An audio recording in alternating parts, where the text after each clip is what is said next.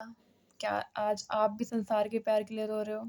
तो रोना बंद कर दो, क्योंकि संसार के प्यार के लिए नहीं रोना है। अपने आँसू अब वहाँ वेस्ट ना करो जहाँ कोई कीमत नहीं आपके आँसुओं की रखी जाती।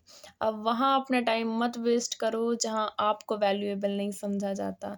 आप खुदा की नज़रों में वैल्यूएबल हो। आपके आँसू खुदा की नज़रों में वैल्यूएबल है। अगर आपको रोना ही है, आपको अपने आप को खाली करना ही है, जब आप रो लेते हो तो क्या आपका मन हल्का हो जाता है। अपने आप को खाली करना ही है, तो यीशु मसीह के सामने करो। यीशु मसीह के पास जाके करो, क्योंकि अगर आप यीशु मसीह के सामने अपने आँसू को बहाओगे, उसके सामने अपने आप को खाली करोगे, तो वो आपकी वैल्यू को समझेगा। खुदा का वचन कहता है, मैं तेरे आँसू को अपनी कुप्पी में रख लेता हूँ और उसका स्मरण परमेश्वर करता है, उसका प्रतिफल आपको देगा। संसार के प्यार के लिए मत रो। अगर प्यार चाहिए आपको तो यीशु मसीह के पीछे जाओ, क्योंकि उसका प्यार सच्चा है। उसका प्यार विदाउट धोखा है। Hallelujah! God bless you all.